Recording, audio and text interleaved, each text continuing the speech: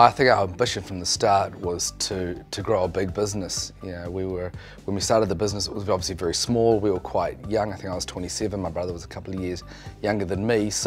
But from the start, we always knew that we wanted to have something which was big and grew. So we were never really satisfied with just having 35 cars. We wanted 100, or 1,000 customers. We wanted 5,000. So I think it was always our ambition to grow a big business, and I think so from the start that was kind of the goal, and it's sort of becoming a reality, which is really exciting.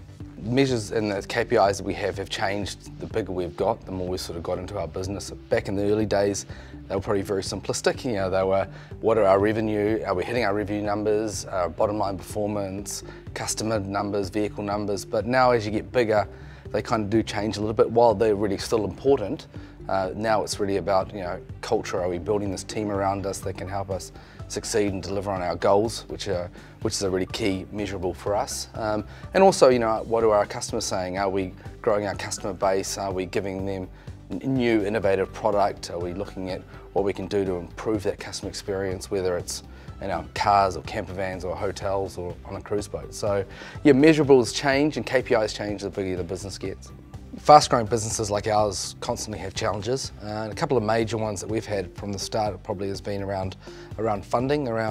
We're a very capital-intensive business. To put on a 200-person boat, or to put on 500 camper vans or cars, you actually need quite a bit of resource and capital to be able to do that. So for us, it was about how do we get that capital? How do we persuade banks and shareholders to get involved and to back pretty much two young guys who've got a bit of a passion and dream to see a business grow and succeed. So that's been one of the big challenges for us, and we've been able to do that by having a very clear strategy in place, and also being able to, I suppose, sell the dream as such, but also deliver on our performance and actually deliver on what we said we're going to do. New Zealand businesses face quite a lot of challenges, primarily being based down at the bottom end of the world. While it is some challenges, there are some huge advantages of actually not being in the US or in Europe. We are able to see things a little bit differently from down here. But it is a challenge, but the opportunities are significant, and it means that you have to get out there and think big, and you've got to think global. I think a lot of New Zealand businesses don't. They get to a point where they do very well in New Zealand, and they think, you know what, I've done that, I've got my batch, my boat, my BMW, and I'm happy. And that's fine for some businesses, but I think New Zealand businesses, especially with the online space now, the internet and technology, are able to think big, and they're able to grow global businesses from New Zealand. And I think businesses like Xero are a perfect example that you don't necessarily need to be based in Silicon Valley, based in London, or based in New York to be able to grow a global business from New Zealand. Yeah, I think there's always going to be competition when you've got low barriers to entry like we do. I mean, you can, if you wanted to tomorrow, you could go to Japan and buy 10 cars and 50 grand and open up a little car rental business out of your garage. So the barriers to entry are low, so there's always going to be competition. There was from the start, but a competition keeps you on your toes. It makes sure that you do innovate, that you look at opportunities, and that you don't become stale and complacent. So I think competition is a good thing. It is constantly there. We always look at ourselves and say we've got to be sort of 2 steps ahead of the competition. We've got 6 months.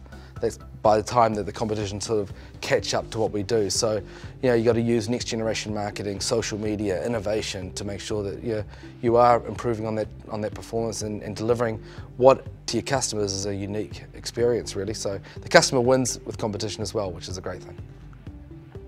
We've got some huge growth plans for the business over the next sort of 2 to 3 years. Our chairman, David Clark, always tells me that we're a startup business, which is quite unique really, because we've sort of been going for 12 years. But when I think about it, we are kind of a startup business. The New Zealand business has gone really well from a rentals perspective, and that's continuing to go well, and we're investing. We're getting into bigger motorhomes, which we historically haven't done.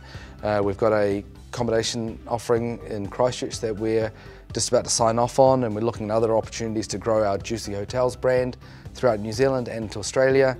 Australia is a huge growth opportunity. We've just put rental cars into there in a big way.